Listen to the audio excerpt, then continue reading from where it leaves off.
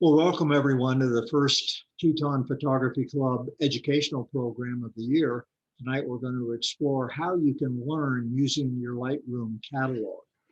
My name is Lauren Nelson, and tonight we're going to look at Lightroom through the eyes of the library more than we are to look at image editing. We know Lightroom has a lot of capabilities, but the thing we really want to focus on tonight is the ability to find images, to organize our Lightroom catalog, and to be able to recover these images so we can understand better how our photography style is demonstrated in our actual imaging. Now, everyone knows that Lightroom is a photo database, and as a database, we have to do upfront work to save a massive amount of work later downstream, and that's what we're going to try to focus on this evening. Now, there are two important things that we have to understand in how Lightroom displays various information, and that is the physical or the real information where our images are located versus the virtual, which is how we're going to be able to show things. So the physical information is the drive where we are storing the images themselves, and that's fundamental, and it's probably the biggest mistake that most people make. Is setting up a file structure that is something that doesn't work over the long term. So we'll spend a little bit of time looking at how you can best optimize your file structure. But the real power of Lightroom lies in the virtual organization that gives us so much flexibility in how we do our images. Now, the physical file structure is relatively slow in the creation, the access, alteration, because everything has to be written to a disk drive. But this risk of the being dependent upon this physical information is that it can be affected by other external programs. You can go in with a file manager or Finder, and you can actually move images, and Lightroom will no longer know where those images are. So we have to be very careful about doing all of our movement and our renaming and whatnot within the Lightroom program, as opposed to using external programs. And finally, of course, we have to back up our images with some sort of a manual backup plan. We've talked about this in previous classes. Now, the virtual organization in Lightroom gives us amazing flexibility. First of all, it's extremely fast, almost instantaneous in being able to find images. And second of all, it's protected from outside programs and other applications because it's all embedded within the Lightroom catalog where other programs can't get in and change any of our virtual organization. The third thing is that it is all automatically saved in the catalog, and if we use the best workflow of having Lightroom duplicate the catalog and back up the catalog every time we log out, then we have a second copy of that catalog always available if we were to have a drive problem. Next, the virtual organization stuff requires almost no drive space whatsoever. In fact, you can store about 1,000 virtual images in the same amount of space that it takes to have one real image physically stored on your hard drive. We can reorganize and view these images multiple different ways. It saves time and it helps us find our images more quickly, as well as telling us a little bit about how we're photographing, what we're doing with our photographs, which is the subject of tonight's program. Finally, we can use some of these virtual organization techniques to optimize our workflow. Again, that's the subject of another class. So in the library module, there are three important workflows that we think about. We have an import workflow, which is outlined here. We have a search workflow, excuse me, which will be the topic of tonight's program. And we have an export workflow. But what we're going to look at most importantly tonight is in the import workflow about renaming our images, getting them in proper folder structure, and being sure that we're adding core keywords as we get started. Now, Lightroom uses a number of special identifiers. One of these are called flags, where we can set keyboard shortcuts 6 through 9 that give you no color coding or any of these choices. Everybody has to come up with a way they like to do it. For me, I'm always concerned about posting things to social media. I don't want to post something that I posted previously. So when I do select something for a social media post, it gets a blue flag. If I'm doing a presentation slideshow, it gets a green flag. If it's something unique or special or a project I'm working on, I want to come back and work on it again, it gets a yellow flag. And if it's something that I have printed for myself or for a client, it gets a red flag. And you just have to kind of work out something. The most important thing I can say about color coding is you just have to be consistent in whatever means you choose to do. Lightroom also has a stacking function where like images can be pulled together. I'm sure people use this. I use this thing for all HDR images, panorama images, focus stacking images. I do this because I only want to see the final result. If I put, 3, 5, or 7 images into a, high definition, a high dynamic range image, an HDR type image, I don't want to see one of those intentionally overexposed or underexposed images, or I might do something to it which would ruin the final HDR product. Similarly with a panorama, if I've done a 7 or a 10 shot panorama and I'm looking through my images and I see this corner of a mountain someplace, I'm likely to delete that image. But then I realize, oh, wait a minute, no, that's part of a panorama. So I stack these. So the only thing that you see in the grid view or when you pull your images up is the final edition of the panorama. So that's a bunch of the special identifiers we're going to use tonight. The very last thing are the keywords. Keywords make the database powerful, make it robust, and make it very, very specific in the search functions that are available. So I will strongly urge people to use keywords and use them very liberally. Lightroom has the ability to do keyword groups. So if I pick out a subject of an image and it's a moose, Lightroom says, oh, that moose is an ungulate. Oh, that ungulate is a mammal. And oh, that mammal is a member of fauna. So I can get all of those different words in. And if somebody says, geez, I just need an image of something out in the snow and it's got to be an animal, I could pull up fauna and it's got to be a mammal, it's got to be an ungulate, whatever. And it really does help you get very specific. Now, people constantly say, what should you use for keywords? And it depends entirely on your style of photography. And that's what we're going to be focused on tonight. And that's what you're going to be learning about tonight. Generally, I think keywords need to tell you something about where an image was taken. And you'll see how I do combinations of these with if I'm doing travel photography or if I'm reasonably close to home. It needs to tell you something about when. And I put seasonal information on. For example, I know that October is traditionally fall, but hey, we live in Jackson. If there's snow on the ground, it gets called winter. If it's May, if there's snow on the ground, it gets called winter. I still have the date. I can still find, okay, it was a picture that was shot in May, but if somebody says I need a picture of an animal in the snow, I can pull up winter and I'm likely to get that sort of image. A lot of people like to put in the genre that they're shooting. Is it a landscape image? Is it a portrait? Is it wildlife? Is it street photography, architecture? Heaven forbid, it's wedding photography or family. If you have those things, you may want to have that as one of your keywords. I like to put in special techniques. If I'm doing panorama, HDR, focus stacking, macro, night photography, I usually put that word in. I can pull that up again very, very quickly.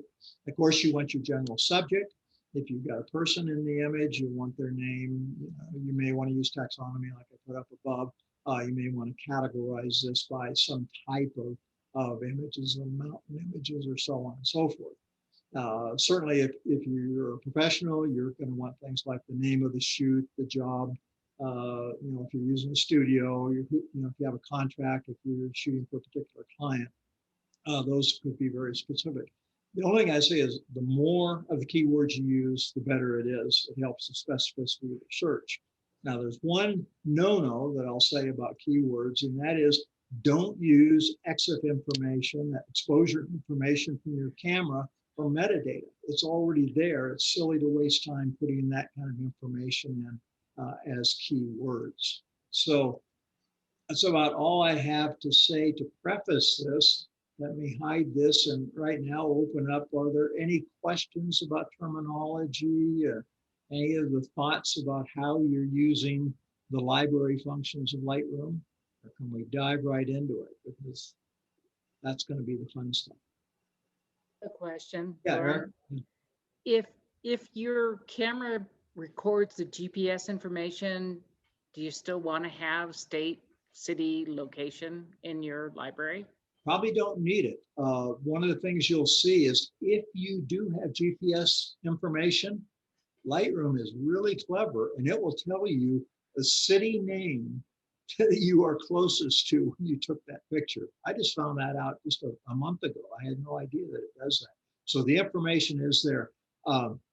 And I will show you that in a little bit about how searching using GPS information is different than searching using keyword information. You can decide which will work best for you. Thank you. Yeah. That it? Now, let me go ahead and bring in Lightroom. And I'm going to go ahead and maximize that so hopefully you can see it. And this is interesting. Now, from now on, this is new uncharted territory. And I will tell you, nobody has ever seen my Lightroom catalog. Even my wife, you know. And I was thinking about that the other day. Now, why is that? You know, it's so personal, your Lightroom catalog and how you set things up. I get it tells you something about your inner mind, number one.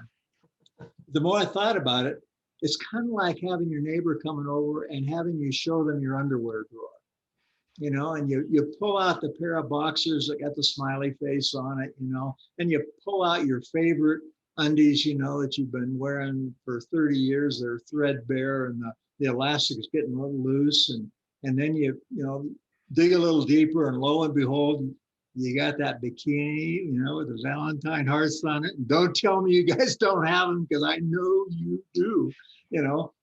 So I'm really going to bare my underwear drawer, although I'm still wearing my jeans right now. And I'm going to show you how this thing is set up. And we'll start working through a series of questions about what's my style of photography. And these are the sorts of things that I hope you'll take back and work through on your own as we go. So from now on, please put anything in chat if you don't want to say something live. Otherwise, turn on your microphone and you know, say hi, raise the questions, and see what's going on. And I'm going to challenge you right now to not only ask questions, but I want you, before we're done tonight, to find 5 problems that I have with my Lightroom catalog. I found about 10 in the last couple of days as I was putting this together, and I found 3 more today. So find these problems and see how these problems show up and how you can fix them in your own catalog. It's really quite fascinating. So here's my basic Lightroom. You know, it's set up and you notice there's nothing there. But if we go up to the left-hand corner up here, I can open up the catalog and you can see that I'm going to be showing you data on about 135,000 images that I've stored in this catalog. And there are a bunch of other things up here that we'll come back to a bit later. Now, here's the physical part of that organization structure that I told you about before. These are the file folders.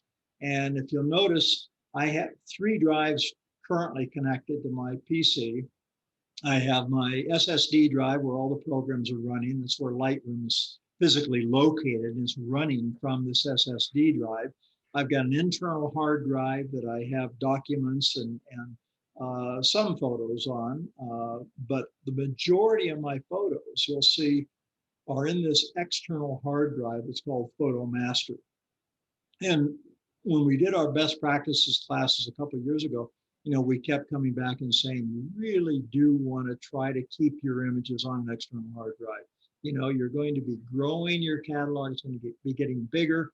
And if you keep these things on an internal drive, the speed that you, or the time you save, because it might be a tiny bit faster, just isn't worth it when you have to keep changing the drives over as you get more and more images. And you'll see this drive is, I think this is an 8 terabyte drive right now, and my backups are 8 terabyte. And they're starting to get to the point where I'm pushing 80% capacity, which means I'm going to probably have to go to a larger size drive very shortly. So far, I'm not really showing you anything other than my drawer. I haven't opened it yet. So let's open the underwear drawer here. And the first thing you'll see is every image that I have is in a subfolder that's called pictures. And I really encourage people to do that. For backup purposes, there's nothing better than having all of your images in one single folder. It will save you a massive amount of time, because as you see, if I open pictures, all of a sudden, I've got quite a few folders here. Now, I have chosen to organize my folders by date, and I got my serious digital photography equipment in 2010. And so all of those images are up here. When I was shooting other digital images, they're sort of in a hodgepodge of files down here. So that's my basic organization. And the first question that we're going to ask tonight about our photographic style is, where do we shoot? And there are lots of ways to answer that question, but I'll show you what I have done. And I'm going to pick a year that I happen to know is very interesting, 2011. This was the year that I retired. I took off in an RV, left Florida, and traveled up the East Coast of the United States up to Newfoundland. And so I categorize all of my photos by general location. It could be continent, country, probably by state. And you'll see here that these are all by state.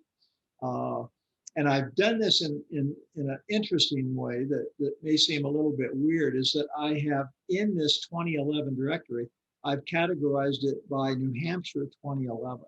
And I've done that because if I ever in the future want to reorganize and get rid of this stuff, if I can no longer remember what year these things were taken, I would like to be able to pull all the New Hampshire pictures, all the Maine pictures. I'd like to put these together. And so I've done this, just sorting it by year. Now, certainly it's not necessary to do that kind of thing, but you get a pretty good idea of where photos were taken in that period of time. Now, we just mentioned that Lightroom has some powerful tools that help us look at very, very specific locations of where we shoot. If you have a GPS function in your camera, for example, you can get your picture identified within about 10 feet of where it was taken anywhere in the world. But you don't have to have a GPS-enabled camera, because your smartphone has a GPS, and there's all kinds of very nice, slick, and free software programs that all you have to do is set the clock on your phone to match the time on your camera, and you turn on your GPS, and it will link to Lightroom, and it will put the GPS coordinates from your phone at the time the image was taken by your camera. So you don't have to have that. And I've used both of these functions from time to time. But another function that I find very, very nice about where I shoot is to go up and use the map function in Lightroom. And when you open the map, you get Google Maps pulled up. And where am I here? I'm up in Newfoundland already. And I can go back here and I can say, gee, I went from I went from Orlando to Newfoundland, and it's going to show me where I took those pictures. But there's no data. What in the world is going on? There's no data. I'm not seeing any of those pictures. Well, the reason you're not seeing any of those pictures is when I was back here, I set this up in a manner that you're not seeing any pictures here, because number one, I'm not showing you any of the subdirectory information. That's why when we went back here, you're seeing all 0 images in each of these things. So before you try to find something in the map function or by location, you need to do 2 things. First thing you need to do is you need to go up. This is going to be interesting because I've got all this Zoom stuff in front of me, but you need to go up to your library and come down here and say, show photos in subdirectories. And that needs to be clicked on. Now look at how it's changed things. All of a sudden now I'm seeing the number of images that were shot in 2011 and in each of the subdirectories below that. Now, that's step 1. Step 2 is if I want to know where all of these images were shot in this particular year, I need to select those images. And that's the keyboard shortcut, Control, or on a Mac, I think it's Command A. And that just selected all the pictures that I have now in this folder, 2011. So now that all these are selected, I can go into my map, come down here, and zoom in, and lo and behold, here's where I took all these pictures. Every place I stopped, every day I shot, here is the approximate location of all of these things going up the East Coast, getting up into New England, going across, New Brunswick, Nova Scotia, taking the ferry across, getting up into Newfoundland. And here I are in Newfoundland. And if I wanted to go up to my wildest, most remote place and click right here, now my film strip at the bottom shows glacier land and all of the effects of the glaciers breaking up and the ice in the Arctic breaking up. And this particular iceberg right here, I'll open this thing up. Excuse me, I won't open up right now. This particular iceberg, though, that's shown in this thing, is an iceberg that was 9 miles long, broken off the Arctic ice shelf a year before and floated down, ran into the north coast of Newfoundland and was stuck there. So hey, Lauren? Yes. Oh, yeah. So we had one person ask a question. This is, why are no photos located on 2011 when there are 2379 photos in Eastern Canada? Gotcha. Let's go back to that again, and I'll go back up here. I want to go from the map function. I want to hit keyboard shortcut G to the grid function now, so I can see the library over here. And what you see now is there are that many images. The key was this command that I showed you up here under the library tab, show photos in subdirectories. Okay, that's the #1 mistake people make, is that they don't have that clicked, and it looks like there are no images in any of those master folders. And as soon as I'll unclick that again, so now you see all these zeros. I have 0 pictures. I had somebody call me in a panic last year, come up and said, all my photos are gone. Where are they? That was the problem, that this show folders in subdirectories was not clicked. As soon as I click that, now you see every one of them, and now all of a sudden the grid is lit up. Does that answer the question? So Randy, was that was that your question? You may have to unmute yourself.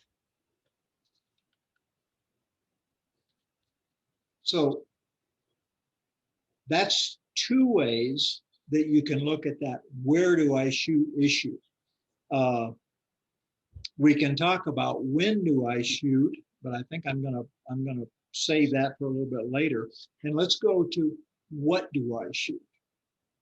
Now, this library database function is very powerful, because we can look in any one of these folders in any one of the years. We can look at all the photos, everything ever shot, or I can select any groups of them. And I'm going to take this cluster of images that go from 2011, when I retired, up until last week. And I'm going to hold down the shift key and click.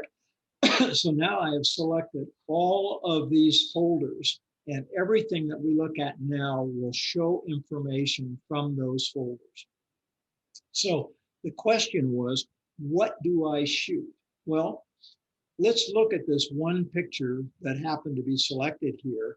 And you can see when I look at the keywords, there were deer.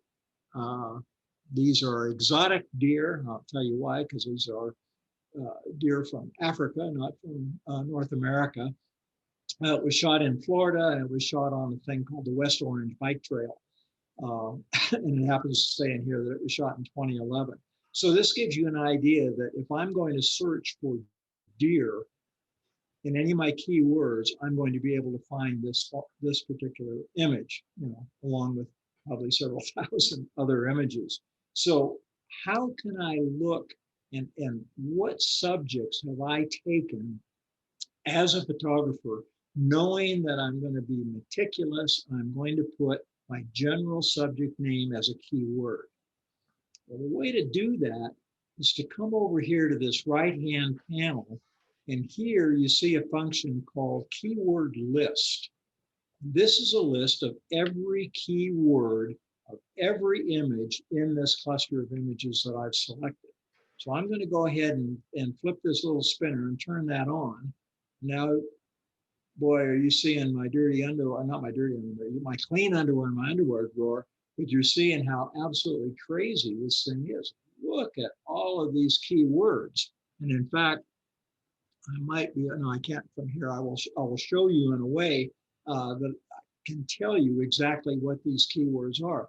But again, I have only asked for keywords for this one selected image in all these folders. So I want to look at the keywords that describe all of these things. And the way to do that, again, is to go back here and do Command or Control A, which will select all of our images. And now that they're selected, what you're going to see as I come over here and scroll down this keyword list is that every image that's in here that is being used is going to have a little mark beside it. Oops, sorry. Let's turn that off. And here's the little marks. So you can see the images I have taken in here include all these things. Well, that's 1 million images. So that really isn't very helpful unless I have to find a very particular image that was shot in that period of time. So let's pick one particular year, and I'll just go back to 2011. I've got all of those images selected from 2011. And now we can go over here, and now you can see what has been shot that year. I shot a picture of a crocodile. I've got something called Crossing, a cruise ship, a dandelion, a place called Darien, a town in Georgia.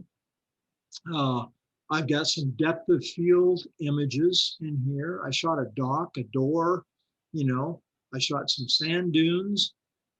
So my images now are shown by the folder that I selected, the images that I selected within that folder, and then what's here. But still, what am I really shooting? Well, if you look at the functions on this keyword list, you go down here under dunes. I don't know if that's going to be the best one that I should pick up. Let's see if I can find something a little bit more specific than that.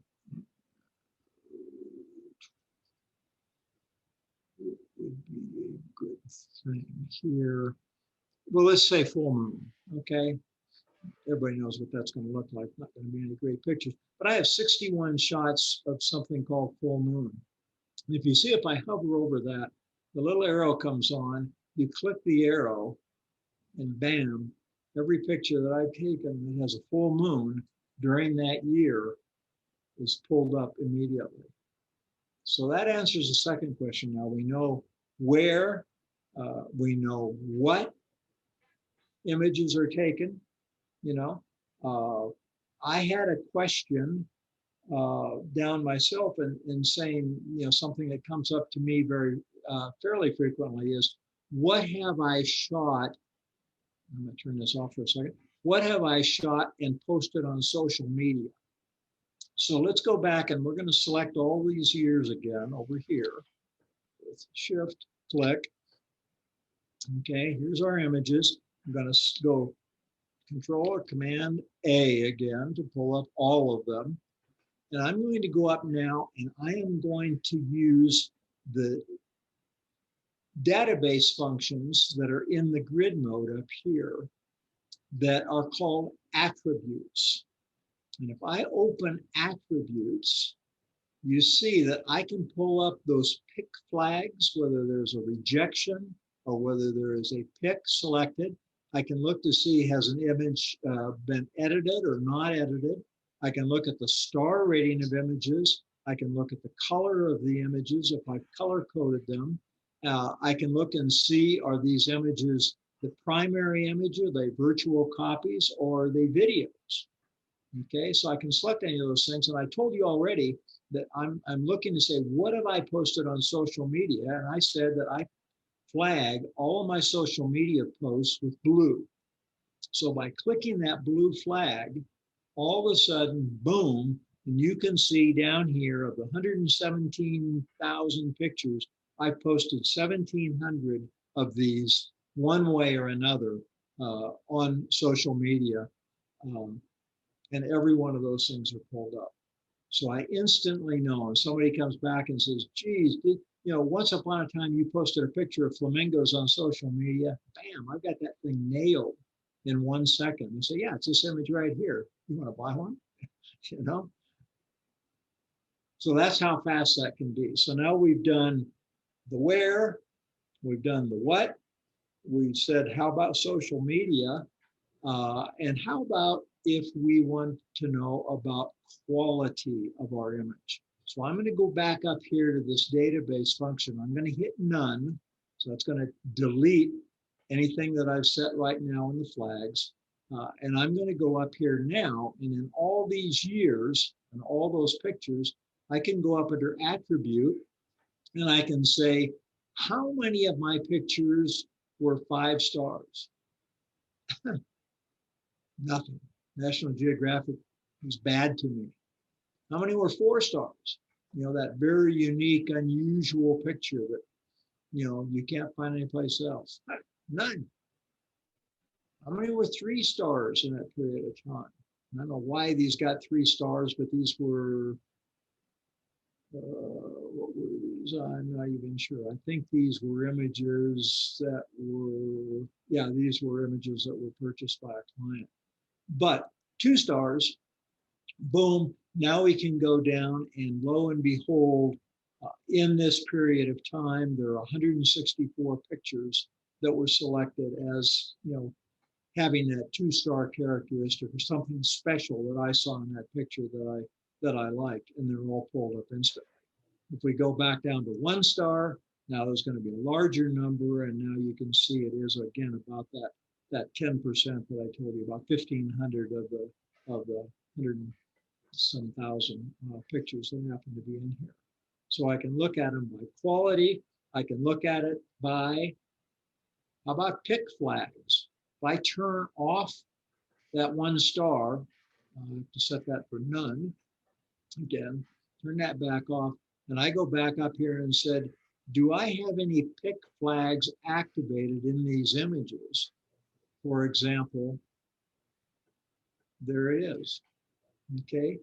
I picked that image to do some editing. I said, I only use these pick flags, for temporary use. So here I've already found something in my database structure that's wrong. Okay. This shouldn't have a pick flag on it. I'm finished with that. That golden eagle has been edited. And I don't have to worry about that. So I can take this image, select it. I can hit the keyboard shortcut U to unpick it. And lo and behold, I've just fixed up my catalog, got rid of that picked image because it doesn't belong there anymore. So again, any questions right here?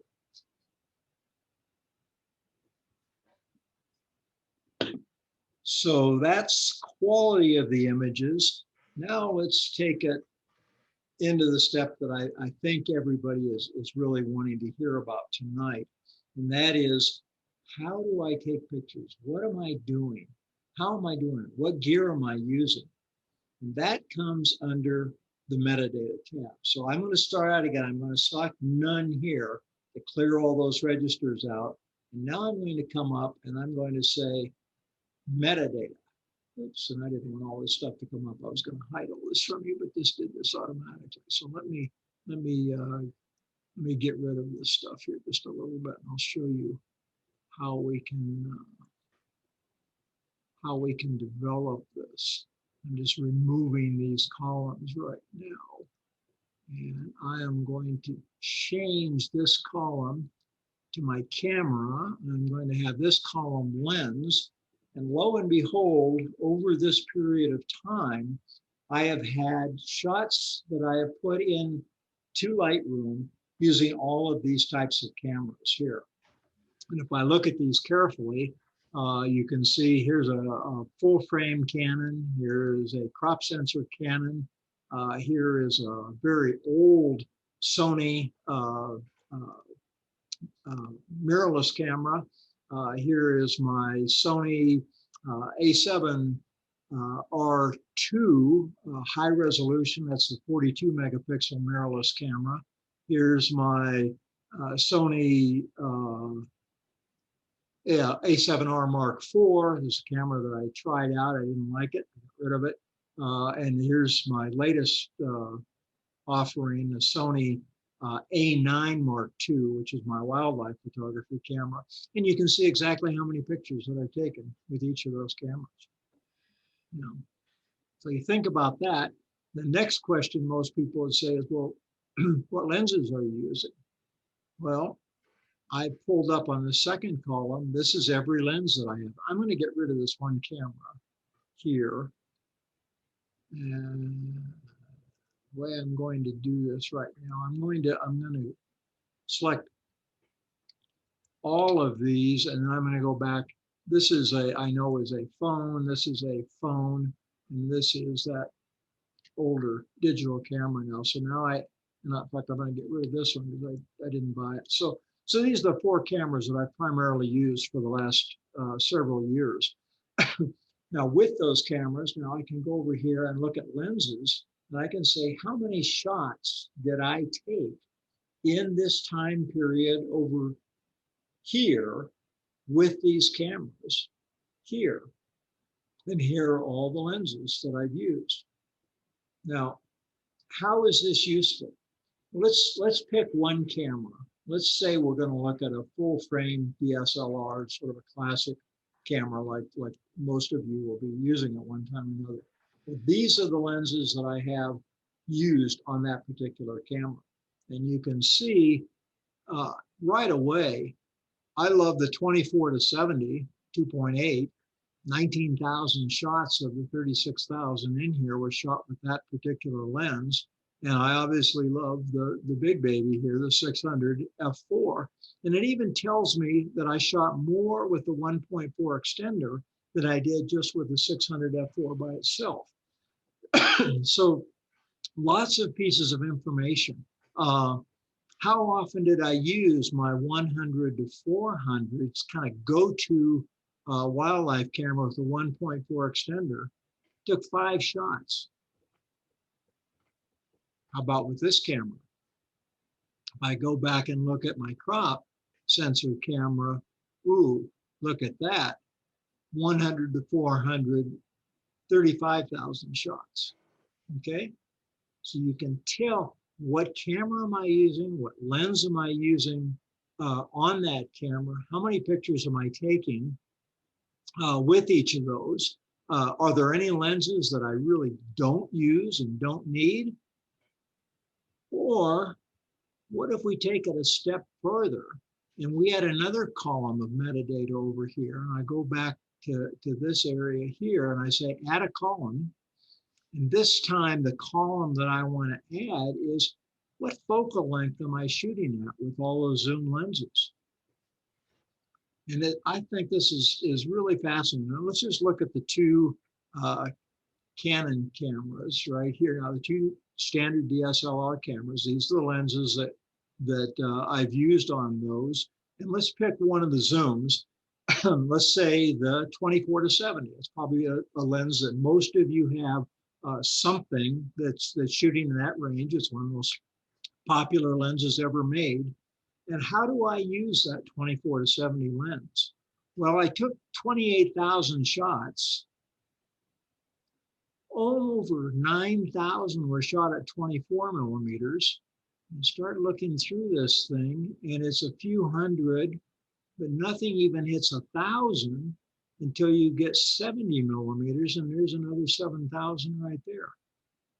So I'm using this zoom lens that has all this infinite number of focal lengths, either zoomed all the way in or zoomed all the way out.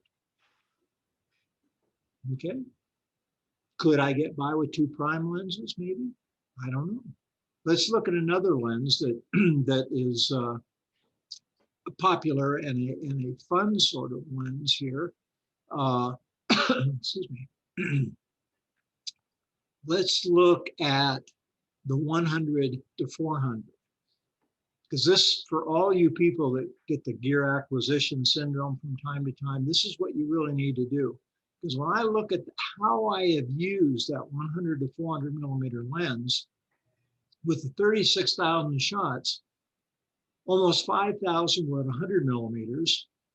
And again, sort of scattering numbers of shots along the way until I get to 400 millimeters, and there are almost 14,000 images that were shot. So what's that tell me? Well, that tells me I need to call Nancy and say, you know, I probably could use a new $10,000 400 millimeter f2.8 lens, right? Because that's where I'm shooting this thing. Whatever. Okay, really telling you about how you're using the equipment, which cameras you're using, what lenses you're using, and how you're using that particular lens. Questions about that? Okay, let's go one step further now.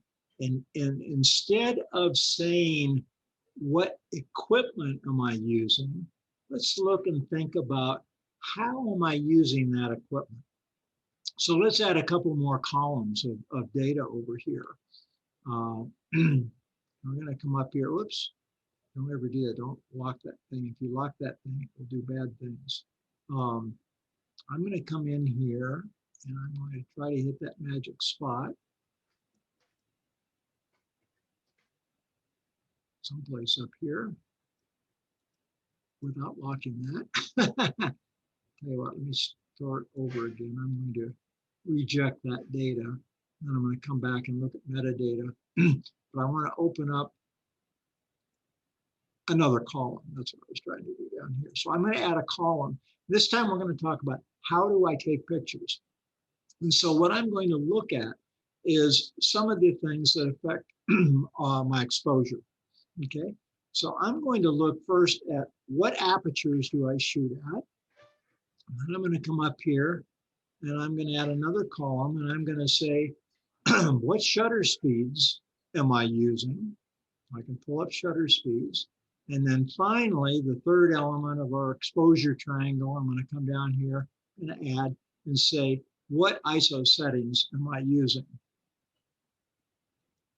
And now you can really, really start telling something about, how many times do I do something really stupid when I'm shooting pictures? I mean, right now, I'm just going to look at these two Canon cameras. I'm going to look at all the lenses that I've used on that. I'm going to look at all focal lengths. And I'm just going to say, what apertures did I happen to shoot? Well, you can see it goes all the way from f2.8, lots, up to f5.6. Not a whole lot in the middle, although there's some. And then there's a big cluster here that's a little bit tighter. Well, that doesn't tell me very much. What would tell me more is if I picked a particular lens and say, you know, with this lens, what kind of apertures am I using? Because I'm using lenses according to the style of photography. Obviously, I'm using a wide angle lens for landscape stuff. I'm going to use a telephoto lens more for wildlife. So let's go back to that good old 24 to 70 and see how I shot with that particular lens. And I'm not even going to look at focal length. In fact, I'm going to take focal length. I'm just going to get that out of there so we have a few less things to look at here. So what apertures did I use in these two cameras on that? And again, here's a bunch of stuff that I shot wide open. And it goes down here all the way down to, f22. I've got it close. I don't know where this came from, f23. I don't think it goes that far. F22 is the smallest aperture on that. But I can get an idea what I was shooting at. So let's take one of these particular apertures, f2.8. How in the world did I have the camera set if I was shooting wide open? And look at this. Look at these exposures. 44 seconds, 30 seconds, 25 seconds. Very, very, very long exposures on these. Now, is anybody willing to bet that these are pictures of waterfalls? Oh, or night sky? These are all night pictures. These are all pictures at the barn. I did not light paint the barn. Actually, there were no rules about light painting the barn when these images were taken. You can't do that anymore, so don't do that. So these happen to be night pictures that were shot 25 seconds with the thing, with the lens wide open. If we go down into more traditional, shutter speeds, you can say, I don't shoot a lot of real fast shutter speeds, when I'm shooting an f2.8. What about if we go to all apertures? What kind of thing am I doing now? Okay, well, now it's all over the place, okay? But in general, it looks like I'm clustering most of my shots on this 24 to 70 millimeter lens somewhere, between about a 50th of a second and about a 500th of a second. Things seem to be clustered in there. So again, it kind of gives you an idea how I'm shooting. Am I doing things that are reasonable, in any regard? If we jump over one more column now on this lens and say, what kind of ISOs am I shooting at? Well, the native ISO for this particular, both these cameras is 100. And so you can see the vast majority of shots were shot at ISO 100, but sometimes 200, and actually had to kick it up to fairly high levels sometimes. Well, that's with a wide angle lens. What about if we're shooting wildlife? Okay, what if I'm down here shooting with this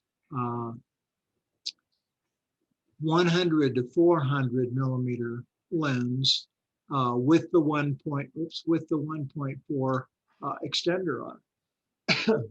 What kind of apertures am I using? Well, you can see I'm using this thing basically wide open most of the time, rarely going, to the very, very small apertures.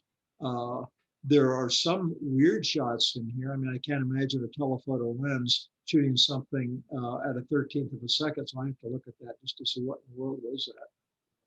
That was a night shot, palm tree someplace in the desert in Southern California, I think. But you look at most of these shots with this 100 to 400, shooting wildlife primarily, probably starts around this 160th of a second up into the 1000th or 2000th of a second. I mean, that's kind of where you think you really want to try to capture wildlife. It just gives you an idea of, how you're shooting. So ISOs, when I'm shooting wildlife on this, I learned a lot about my photography, probably more from this than anything I've learned since I've been out in Jackson. I used to think, oh man, I don't want digital noise. I'm going to shoot at ISO 100 if it kills me, And finally I realized, hey, I'm not here at dawn, usually pre-dawn, to shoot these animals. If I'm shooting ISO 100, I'm shooting a 60th of a second with a 400 millimeter lens. That doesn't work. I'm not getting anything sharp. So maybe 200 is better. And then I learned later, hey, maybe 400 is better. And then I finally learned that, hey, if I'm going to start shooting in the morning, when it's light enough for me to see the animal, I'm going to start at ISO 800. And when I can really see, I'm going to go to ISO 400. And that's going to allow me, we'll see if it's true now at ISO 800. Let's see what kind of shutter speeds I was able to shoot at. Lo and behold, 400 millimeter lens shooting pretty much around a 400th of a second, using that rule of reciprocity, 1 over the focal length as being the shutter speed that is the longest that you can use. And this is a lens that actually has internal stabilization also, so you probably can get about 1 stop more on that. So kind of get an idea of what you're shooting, how you're shooting, what sort of things you're doing when it's crazy and when it's not crazy. So let's open things up for questions a little bit here and just see, are there any things you would like to see since the underwear drawer is open right now? Can I show you something about my photography? You guys got to find 5 errors, and so far the only thing I've popped up with is I had one thing, I had a pick flag that shouldn't have. So Lauren, I'll ask you a loaded question because this came up once when I posted something on the Thursday photo topics. So find me all your pictures that have blue in them. I'm sorry, that have what? Have blue in them. Blue. That's a hard one. I don't code for that. And that I know. Well, I remember I said that when you did spirals. I don't code for spiral, but like when you said shadows, a couple of weeks ago, boom, I could pull up shadows in 2 seconds. Well, and I just did that because you had told me that when I asked for a color one time that you had never done that. So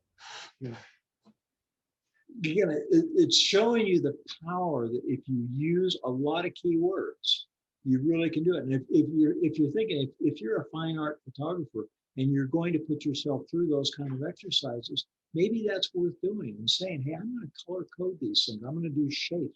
One that I do that sounds like the kind of stuff that you're talking about sometimes. I'm going to clear this and get rid of that for a second. One of the things that I do is textures. I'm always fascinated by textures. So if I go up here and just pull up this thing in textures, this is the kind of stuff that pops into my mind. I'm going to squeeze that up there just a little bit so you can see a few more of these. But these are the kind of things that pop into my mind when I start thinking about seeing textures. It's sand dunes, it's rock formations, and it's all these things. I can't embarrass myself by trying to say what kind of rock this is because John's on. I have no idea what I'm taking pictures of, but these are things that caught my eye as textures. There's some ice textures and all that. But I must admit I did do blue. Yeah, Randy. Hey, Lauren. Mike, yeah. Lauren. Mute it. Yeah. Lauren. Oh, Rick. Yeah, go ahead. Yeah. I've got a question. You on your folders panel there, you opened up 2011, and basically you had them. The subfolders under there were location based. Yes. I assume that's what you do, like 2012, 13, 14, et cetera, as well. Let me open up 2018.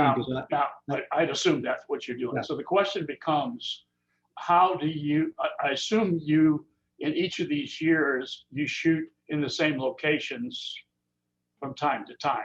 Yeah. So in your keywording, et cetera, system, how do you find, say, all the photos? I look at Idaho there. How do you find all the photos you've ever taken of Idaho? Okay, great question. The easiest thing, since I code Idaho as a keyword, because that's my primary location thing. When I'm looking, I always have state, or if I'm traveling country in here. So if I can figure out how you spell Idaho, you can see I can come down here and on one click, everything in Idaho. Okay. Now, the question becomes then, if you go to the trouble of keywording there, why do you make your folder name include Idaho? Good question. I definitely would not have to. Absolutely would not have to. But you know where it helps me, Rick, tremendously is sometimes I'll come back over here and I'll say, let's look at Idaho. Okay, here's every Idaho image. Now let's go back, and now I'm going to get away from the keyword list, and I'm going to look at the actual keywords. So I'm going to select all the images with a Command A, and here, lo and behold, here is every keyword on these 517 images that were shot. So let's see, were they all Idaho? Yep, look at that, Idaho, and there's no asterisk behind it, meaning that that keyword is used on every image that I selected. The other words you see there are, you know, I shot a lily pond, I shot a fire hydrant, I shot a ghost town. All of those have an asterisk because there's only some images that have that. So I clean up my database on a regular basis and go back and say, hey, did I really put Idaho on every one of these images that happen to be in Idaho? That's just one way you can do it. Is it necessary? Absolutely not. You don't need that at all. Okay. Another question. Let's look at your keyword list panel. Yeah. Okay. I tend to use, you basically have a flat list there as opposed to hierarchical list. The problem with that and why I've gone to hierarchical list is basically what you're doing right now.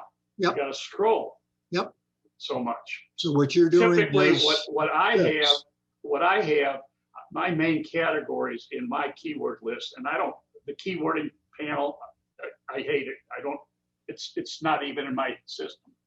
But anyway, it's location, and then I have, under that, national parks, national monuments, etc., states, and then keywords associated with below those, and then also have subjects type thing, just for because some things are I need subject information, that sort of thing. So it's much easier to navigate than a flat panel. Why have you stayed with the flat panel rather than trying to combine some of the stuff into a hierarchical?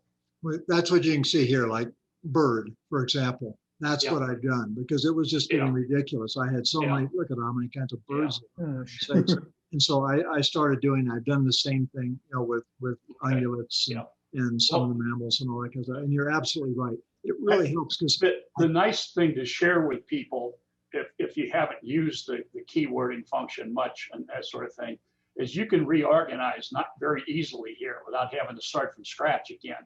You can drag and drop and create a collection or keyword sets and things of that nature, and then move stuff underneath there. So you can, if you don't like one way, like a flat thing, and you want to go hierarchical, it's fairly simple to be able to do that. Absolutely. Yeah.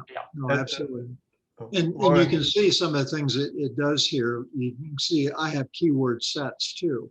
And there's outdoor photography, portrait, a bunch of things like this have sets of keywords, and you can edit these sets, you can rename them, you can add to them, and you can create the hierarchical structure, which I think is a very, very good way to go.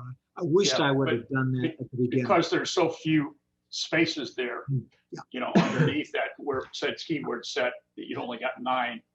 And that is relatively useless for me. So, Lauren, so that's why I don't use that panel. Go ahead. I'm going to shut up. Okay, no, I was just going to say, show how you can do a nested or a hierarchical keyword. You can keywords containing keywords. Let me just see how I have keyword list. Yeah, have this thing set up here. Keyword list. Yes. We'll just find something like say Addis. I can select by right-clicking and go over, and I can do a keyword tag. I can put new keywords inside of this keyword. In other words, it's almost exactly the same as your structure over here for folders. It's just a matter of right click, you know, and doing what you want to do. An easier way would be go to the top of that panel and hit the plus sign and then add a keyword set. Hit the plus sign there. Plus. Up here, yeah. Yeah. And you want to add a. This is another powerful function too that we didn't Yeah. talk about. You can use put that- synonyms. Yeah. So You can add that, and then you drag stuff into whatever you create here. and it's really nice because sometimes I forget, like drives me nuts. I'll have like flower and flowers. Okay, is one really single or not? Tree or trees, or leaf or leaves, you know, that kind of stuff. So you can put all the synonyms in that you want, and it will automatically code for either word. So if you go up and you pull up, I want to see trees, boom, you got all your trees. What about misspelling? Oh, thank you. I am a horrible typist, and I misspell probably one word, and the faster I do it, the, you know, trying to put stuff in, the more likely I am to misspell stuff. This is what I unfortunately corrected so many of the other day. But you can look through here and let's see. Somebody sees something that's misspelled. I don't happen to see it now. But what is so neat about how this thing is set up? Say, let's say, look at dough. Okay, I don't know what's going to come up on this, but when I said dough, for some reason, some of these ungulates I coded. I don't know why these came up because of something else, but that might be an error too. We could look at. Oh, I know why. But say I misspelled this thing and I wrote it DEO. Okay, well, nothing would show up under dough, but I would still see that DEO term up here. So what you do is you open that up, you pull it up, you look at everything that has DEO instead of DOE, you go up to your actual keywords again. Now you have all the images up here. You select them all in this group again with Command A, okay? You go up here and you say, oh, okay, there was dough here and it was DEO. You change it, you spell it correctly, you say yes to this and click that you've got that. And every one of those images that came up under DEO now vanish, and now they're all automatically under DOE. So you can correct the spelling very, very easily. But as Rick pointed out, it gets hard. I mean, I think there are, in fact, we'll find out. Let's, since this thing happened to default to this, there are 3,072 different keywords. Okay, well, that does make it complicated. And by doing the nesting and the hierarchical structure, it really does help you get to where you want to be much, much more quickly. Thanks a lot, Rick. That's an excellent suggestion. And again, you see that there are 3 or 4 different workflows and how you can do that. You know, by using this function, you know, by adding to the keyword list, by typing it into a keyword up here, by right-clicking down here. And there are always at least 3 ways to do just about everything you want to do in these various database tools. Lauren, do you use smart collections? Yes, thank you. Who asked that? The question, if saying you do that, question becomes when you scroll on down your keyword list there, when you have a keyword, you'll have some spaces in there. Yeah, that can cause you some problems when you set up a smart collection thing. You're absolutely How do you handle that? Well, let's look at the smart collection function. That was the last thing on my list here that I had. I'm sorry, I didn't mean to jump ahead. No, it was the perfect segue. Okay. We haven't talked about collections yet in Lightroom, and the collections in Lightroom are all virtual. So anything that goes into these collections takes virtually 0 disk space. And if we look through this thing, you can do collection sets. Okay, like for example, here I have a collection set, a little file box here that is called calendars. And lo and behold, it's a 2012, 2013, 2014, 2015. So all of my calendars are in there because they are relatively straightforward. There are going to be 13 images every year, a cover and 12 monthly pictures, and they're going to be in there and they're not going to change. So they go into these standard types of collections up here. Okay. And as we go down now, we get away from the collection sets for a minute and drop down here. You can see now I have some collections that are also static, that I did some small prints. I did what's this, a Sony presentation. This is a slide set for a show about South Africa. So these are standard, they don't change, they're always the same. But what Rick was talking about is the single most powerful way to understand your photography, and that is through what is called smart collections. And you see there's a collection set that comes in Lightroom. You all have it. This was built into the program, and it's called smart collections. So if I open the spinner, all of a sudden now, here's a whole bunch of smart collections.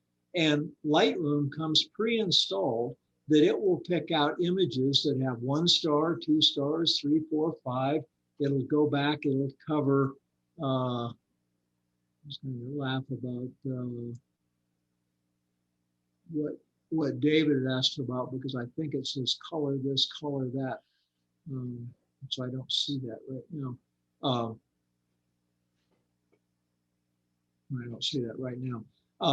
But what smart collections allow you to do is to set a list of criteria that you want to see, and you never want to maintain it again. And I'll just give you one example here that is, how about bears? Okay.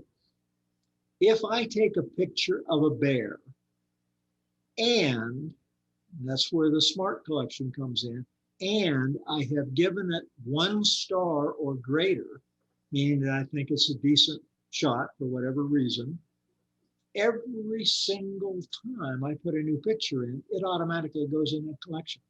I don't do anything. It is automatic. Okay.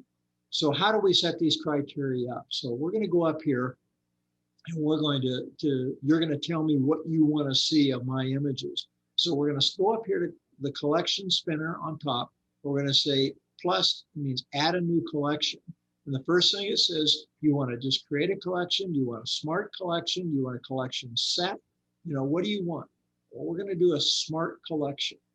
And boom, all of a sudden, we get a table of Boolean logic laid out before us. And we're going to call this thing, about just TPC ed class.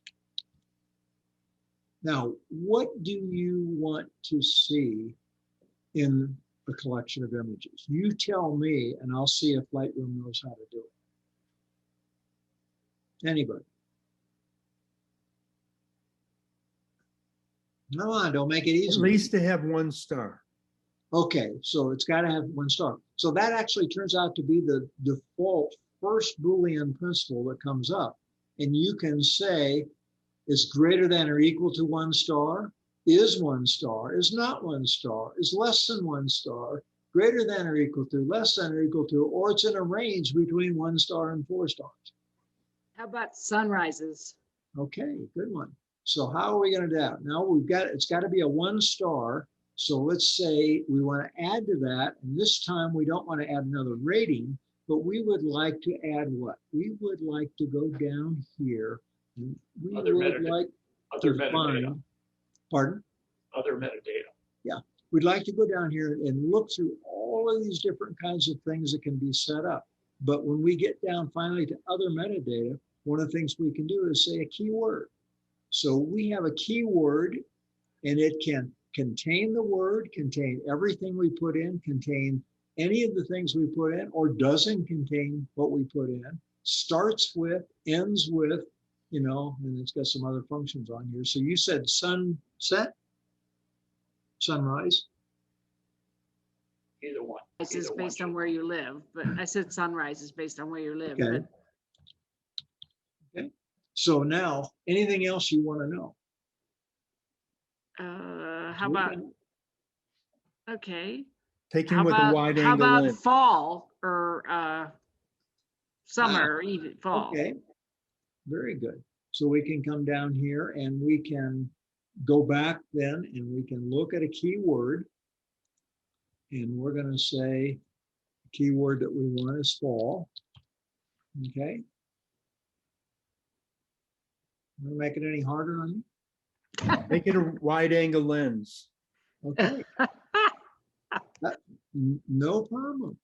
So we go down here now, come down, we're going to say our metadata, any searchable metadata. Let me find out now exactly. I haven't done this one before, but we can do under camera information. Lens. Yeah, I'd like to, let's just say, no, I'm not sure. I've never done this before. Let me just see. You'd have to give the description of the lens, Yeah. I think. I'm just trying to I figure out if I can can't do it accept greater it. than or less than. I'm not sure if this will work. Let me just put something. I don't know 40-70? for sure if this will work. I've never done this kind of search before. So let's just take a peek and just see if something comes up with that.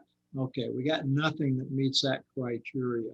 And I think you have to put the word can in there or whatever. yeah, I think I brand have to is. give it, yeah, I have to give an exact name. So Yeah. let's get rid of that one and just see if we can find these things. I know we can find this, we can find it certainly the other way, but let's just see now with that if we save this thing. Oh, look at that. Fall sunrises. There they are. Maybe in Africa. They all have a star. Yeah. Pretty they have one damn star. cool. Yeah. You know, so again, your style of photography, you just want to say, geez, am I doing a good job with sunrise photography? You can pull up your sunrise pictures. You can look at them and say, gee, I like something about this one. I don't like something about the other. Again, using the database function to learn about your photography by seeing exactly what you're doing. And I'm not sure what the limit is on the smart collection function. I know you can use at least 9 levels of logic to select those images. So you can get very, very specific and do all sorts of interesting stuff that way. The interesting part about this is if you say you have new photos that you've taken and you keyword and the keywording of those new photos meets this criteria, say one photo, this all of a sudden will go up to 11. Yep. You don't have to do anything else except keyword. That's the most If you change the keyword on one of these photos that doesn't meet the criteria, it would go down to 9. Yeah. Yep. The analogy I like to use for smart collections, if you've ever used a spreadsheet and created formulas in a spreadsheet that depend on other location cells in the spreadsheet, that's a smart collection. Yeah. That's exactly what a smart collection is. It's the most powerful of all these types of search functions. Yeah. And the thing I like about it is, like I said, I can set up my favorite subject, like say a bear, and anytime I enter and and it doesn't care if it's a black bear, a grizzly bear,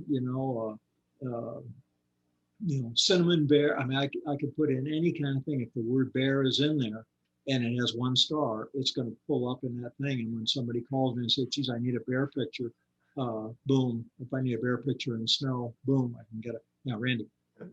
One of the things that I found that to be very valuable for is I have one that's photo prints. And sometimes I'm wondering, did I ever send this out to get a print? But I've got this photo, that smart collection that I can go back and look. Oh yeah, and I know the date and all that other kind of stuff. That really solves some problems for me. I mean, that probably can be used in the same way for other things. Yep. Absolutely. So Lauren, I guess the question is then, where's the discipline button that shocks you to do it? So, I'll tell you a story. I mean, since my underwear drawer is open, what got me into this? 2 weeks ago, I was reviewing this. And I was correcting misspelled keywords. That's actually what I was doing. I was going through and look at all the stuff that was misspelled. I couldn't find some images, and I decided to look at all this in Lightroom. I saved my Lightroom collection, and then I went into File Manager and opened up these folders. I found 10,000 images that were duplicates.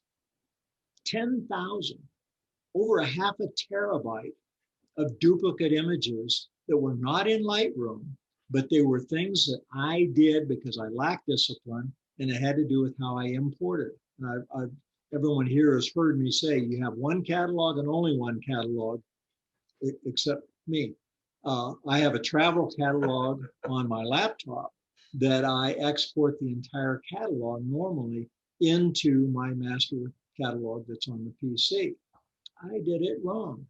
And all of a sudden I had literally thousands of duplicate images that were taking up massive amount of disk space, and I'm sure slowing things down. And I was able to use Lightroom, go through, check, yeah, are they all there? Yep, they're there, delete, you know, and there are now 10,000 images sitting in my recycle bin that I've been able to clean that up on. So the discipline is the key thing.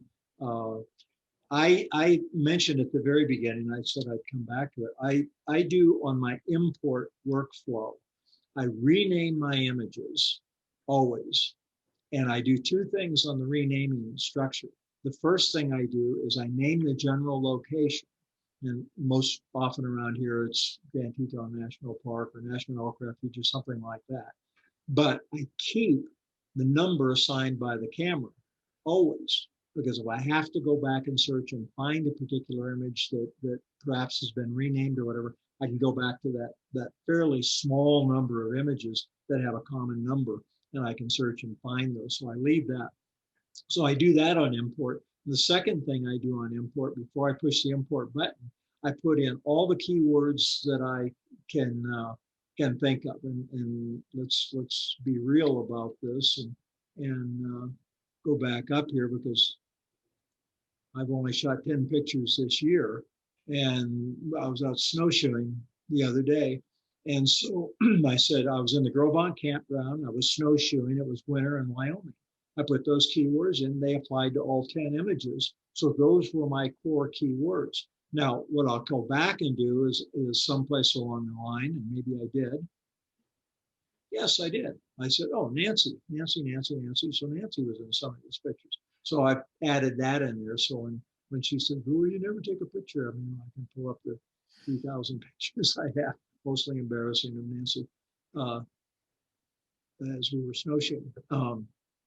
So those are the core keywords. And then when I hit the import button, and I've applied an import preset that I also use that does about 80% of my processing before I ever see the images with that import preset, then I go get a cup of coffee or make a pot of coffee. And while it's doing all those things and creating the previews, and when it's changing all the raw images to digital negatives, I can be doing something else. When I come back, 80% of my work is done with one click of the button. And then I just have to add a few more keywords and then start doing the editing on the images that I think are useful. So, other thoughts or questions? One other thing that you can do with smart collections, I don't know if you want to touch on this or not, but you can actually create some smart collections that will help you in your workflow as well. For instance, if one of your steps in doing it is keywords. So if you bring an import in and you forget to keyword certain photos, you could have a smart collection that said, "Hey, what photos don't have a keyword?" Yep. Type thing, or a pick flag or whatever the flag things, or a star rating, yep, or a color thing and that sort of thing. So you can utilize that to help you so you don't forget some things, yeah, and that sort of thing. Good idea. Excellent. And those are actually, those functions are built in. You can pull up, I don't know if you noticed when we were back here looking at attributes, images that have been edited or not been edited. You can pull them all up right here. Simple thing. You know, and then one of the things is no keywords. The problem with that particular criterion is if you do one thing to it, hit one slider, it says it's edited, but it's not really edited. Nobody does just one slider and they're finished editing a photo. That's right. So, and I do presets, and so if you've done a preset, that's on there too. Unless instead of a preset that you've done over here, if you've done it over, you know, on this side, and you know, in the develop module, and pulled up this formatting stuff that you can do now, that's another class, but you can do it that way, which keeps all the sliders in the middle, so it shows that no presets. Other questions? What I really hope everybody will do now is go into Lightroom, you know, and just select all of your photos, you know, go up here, back to where we started, go up here to the very top and just hit this all photographs button up here. So everything you've ever shot is available. And then just start playing with these things, you know, look at the searching of text. You can search text, you can look for file names, you can look for copy names. If you've titled or put captions on your images, you can look for keywords. You can pull up that searchable metadata function. You know, you can go into attributes and look up, you know, what has been picked, not been picked, quality, you know, color coding that you've done. And then the powerful one is looking at the metadata, where you can basically pull up anything you can think of about your images. You can look at your style. You can go over here, and one thing I encourage people to do from time to time, the reason mine was configured this way initially, is go back here and go back into that library function and turn off the subfolders thing. And if you go down here and say, oh crap, what's this? I've got something sitting in the folder 2017 that has not been tagged to a location. And trust me, I found hundreds of images the other day that were just sitting here in the year folder. And what is that? Oh, it's a picture of my registration for my RV or my car or something like that. Okay, I didn't flag that and put it someplace. So you can use these functions to clean up, you know, your database and really get it very, very functional, very, very useful, and very, very convenient. So. Now, I promised we would end at 7:30 prompt, and we've already run over. A rhetorical or philosophical question. I'll use your particular example here, but I think we all probably have this. Why does anybody need 130,000 photos in their catalog? You know why? Because memory is cheaper than my time to delete all these things. You know? Yeah, but you get confused too. You get confused. I personally, my philosophy is I don't want any more than 30,000. I'd like to have less than 30,000. I've probably shot 100 some odd thousand in my life, but I've only got 30. If you look at my catalog, it's a little less than 30,000 because I've been going through and getting rid of stuff. So. That's fantastic. I wished I had not because I want to save hard drive space. It's just too much stuff. So so as I say, it's a rhetorical question, a philosophical question, but and I saw everybody kind of smile and laugh. So everybody, I think probably everybody has the same issue. But yeah, imagine if you had tried to do this with film. Yeah. The only answer I've come up with is LAZY. Yeah. Probably we're just too lazy to take the time and the effort, you know. Well, that's why I use that simple star function that in fact, the only thing you'll like this with, the only thing that I have backed up on the cloud are the ones that have 1 star or more. So in other words, if I lost my hard drive here, my backup hard drive there, my backup hard drive that's in the safe deposit box, the only images I would have then would be that probably about whatever they were that were 1 star. You know. So real quickly, I know this was kind of a test run, as could we do a class on Zoom? And again, this one's more of a, well, let's get feedback from everybody else here before I start making comments. I mean, y'all think we could run a Zoom class in the future? I think this was very valuable. And especially if we have it as a video that's on the TPC website, because this is the kind of thing that, oh, gee, what was that? I would listen to it over and over again. It really helps me out then. Well, that's a good point, Randy. I'm glad you brought that up because we will put the video on. We're putting all these Zoom videos on the website under the presentations, and something else I learned from the geologists of Jackson Hole. They've been doing this very well for a long time, and that works nicely. These slides that I used tonight are already on there. I've already put those under presentations, and so they're available to anybody that wants a slide set. They're on right now. So. But I'd like to hear more feedback with David's question because, you know.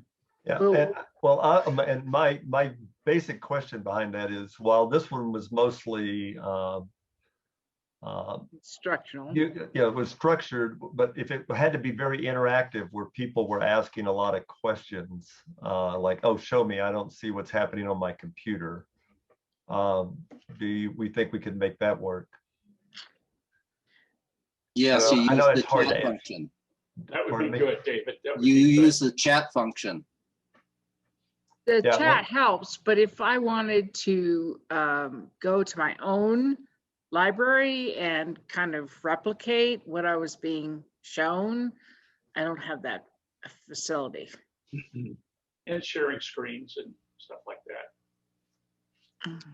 that. I think we would have to probably limit to 10 people like we did with the other classes, because if you really, and if you've only got an hour and a half, 2 hours maximum, you know, I'm afraid you miss people if you get too many on board. And that's why we wanted to really test this function tonight.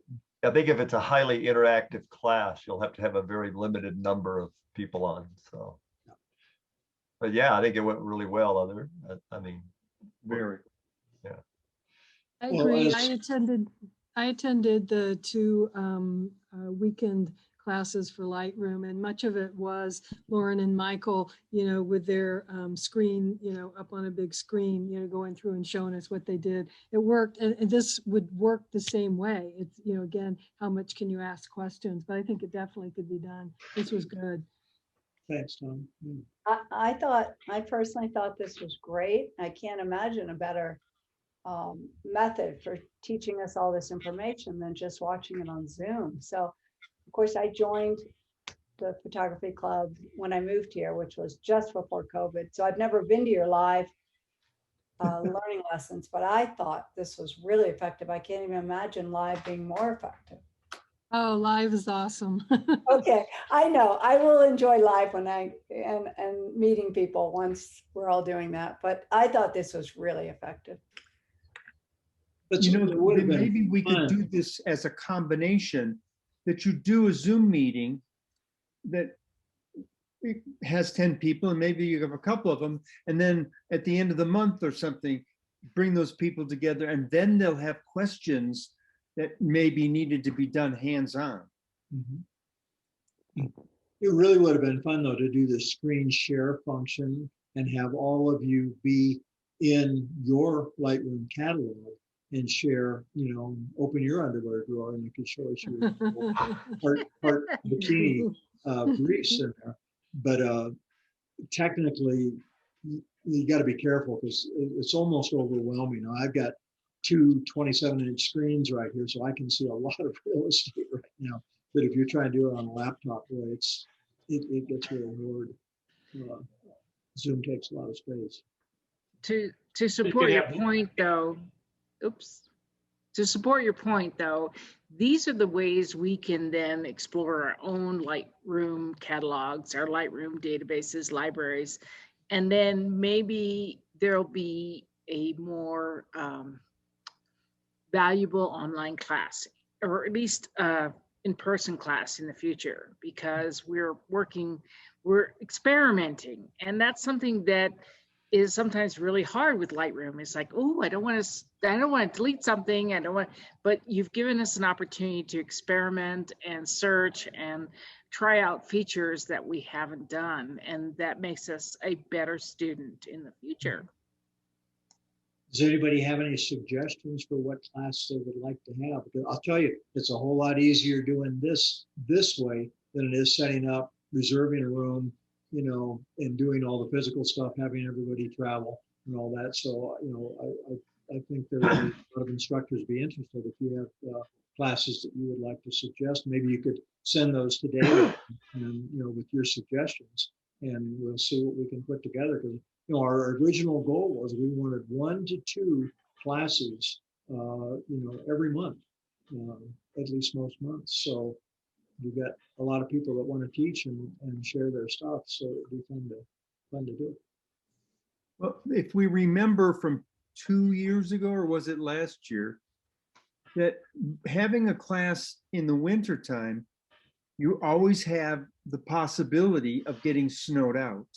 That was And last maybe year. what yeah. we can do is do classes more fall and spring, and do classes, Zoom classes, because we can be sure that we can still have them even if we get a snowstorm, which, I mean, we couldn't have had anything in February that we had to travel to. It was just snowing every day.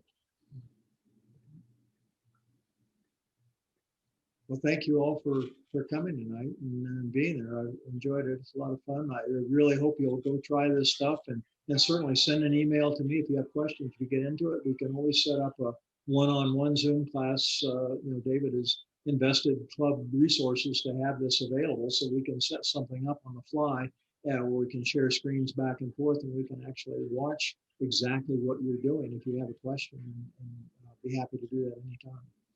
Very good. Thank you. Well, thank you. Yeah, thanks, Lauren. And- Appreciate it. Lauren, Thank you, Yep. Lauren. It was Thank you. excellent. Excellent, Lauren. Thanks so much. Excellent. Hey, and Lauren, if you can hang on a second. sure. Yeah, we'll let everybody else get off. And I have a couple of things, but